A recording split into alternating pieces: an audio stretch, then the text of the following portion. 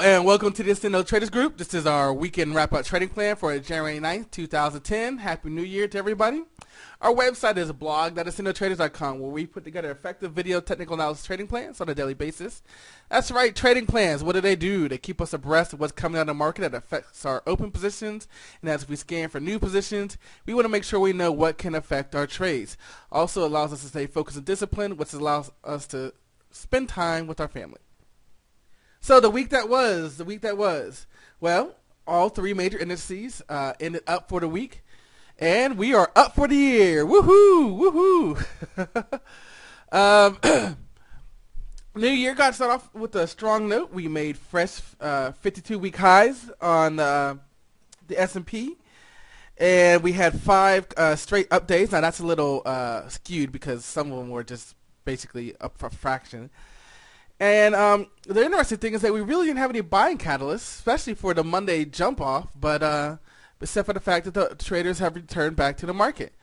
So, the year has started off pretty good. We didn't have a lot of economic data affect the market, especially when on Friday we had the payroll numbers come in lower than expected. We lost more jobs than expected, and unemployment remained at 10%, and the market kind of shrugged that off and ended positive for today. And so we also had some other ISM information out, but overall, it didn't really affect the market.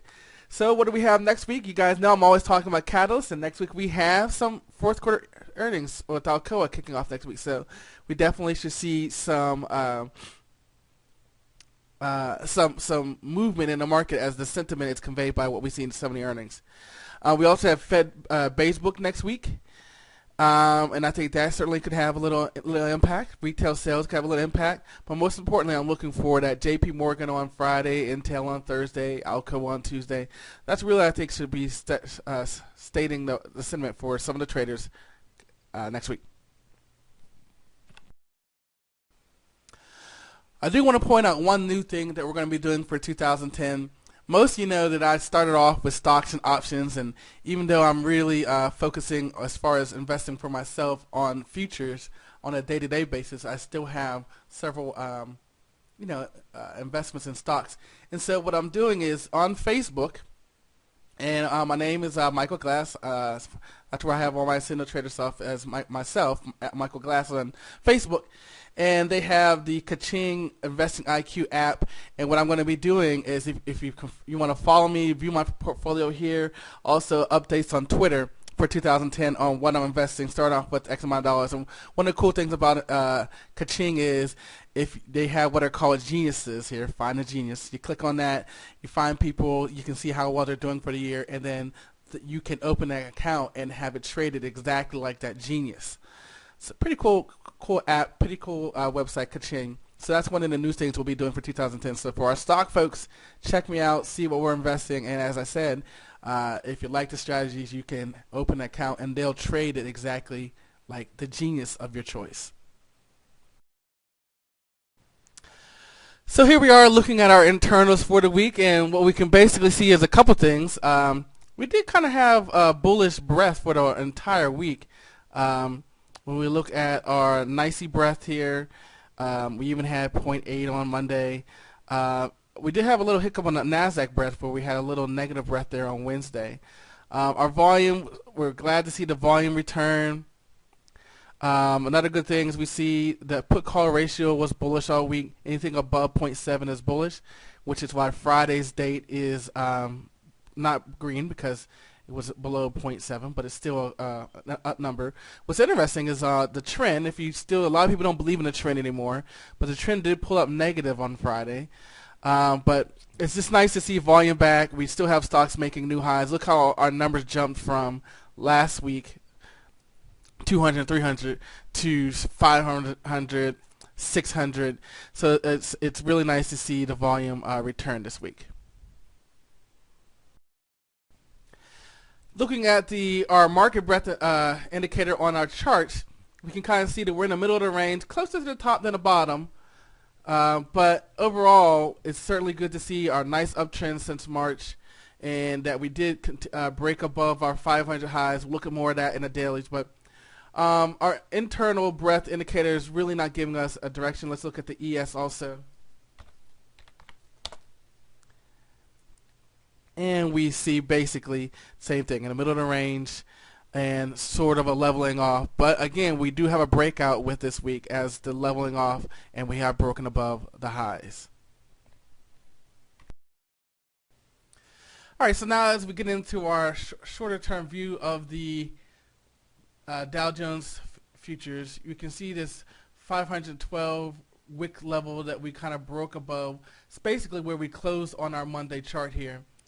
And then we hover it a little bit, almost have a rising 4, rising 3 pattern going on here, and then it closed even higher on Friday. So that certainly is a bullish indicator, despite the fact that our stochastic are showing oversold. So we got to be concerned about that. Let's switch over to the ES. And we'll see, surprisingly, same thing, even getting a sell signal with our stochastics. But we really, if you guys remember the NASDAQ did this last week, going into the end of 2009, where it just took off. So you can see the S&P really took off, and there's the 5 up days for 2010. The NASDAQ. And again, here's where you can see what I'm talking about. Last week was this up move, and then we kind of hovered a little bit. So what does that mean? Again, we have our traders coming back into the market, which is certainly good. And then we also have our earnings coming up, so that will help us also. Now, to try to find some targets for us to go to, back on our NASDAQ here, I'm sorry, our Dow Jones. Again, we're looking at this. You can see the wicks here and the support for and then right here, so that certainly has a potential to be our next target as we try to take out this push down level. So this looks right about 850 is a target if we're going to continue up. And on the ES, we don't have those wicks there, so we'll probably use what's going on right here, and that is 1175. Last thing I want to do is go ahead and confirm trend, and again, it's obvious that we can see we are in a clear uptrend. We have been since March. The moving averages are getting closer together, but we are in a clear uptrend. One simple way to do this is to bring up your charts, and on a longer term like daily and weekly and monthly, I'm going to use the 20 and the 50. I was thinking about using the 5 and the 20, but we got the 20 moving average and the 50 moving average. The 20 moving average is above the 50 moving average, so we clearly are in uptrend there on the daily chart. And now you want to confirm that by switching over to the weekly, and we can see the same thing. There's a 20 moving average crossing above the 50 moving average, again showing a clear uptrend right here. And then finally look at that on the monthly charts. You want to look at it on multiple time frames. And again, what's great about this is it allows you to confirm your trades. Now, what do we see here on the monthly charts? It's not in agreement. The monthly chart is in a downtrend. 20 average is below the 50 moving average. Now we're coming. 20 average is starting to hook up maybe, or at least level off. But so long term, still downtrend, and obviously when you think about that from here, going downtrend. But those are things to keep in mind as you're making your trades, is confirming the trends. And again, look at your daily, your weekly, and your monthly charts. We finish off with our educational portion of our video. We don't have a lot of time. We're using the book Trading a Zone. We started chapter 11, which is Thinking Like a Trader, where he breaks down trading into basically a patterns recognition game. We use technical analysis, market analysis to identify patterns, and then we use our trading plan to define the risk and determine where to take profits. Either way, either it works or it doesn't. We have to go on to the next trade. That's trading. Obviously, it's not that simple, but it is really that simple. What makes it not that simple is the development of a trader and the process of trying to control their emotions. They go through 3 stages: the mechanical stage, the subjective stage, and the intuitive stage. And that's what we'll be talking about this week in our education portion of the video.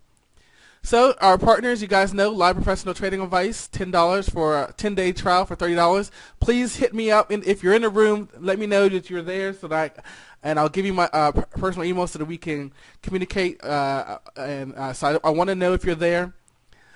say hi to me.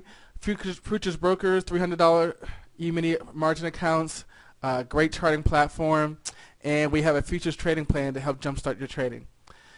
Remember, guys, trade at your own risk. You can lose all your money. And check out my blog because we have a lot of great videos that we put out last week on the development of a trader.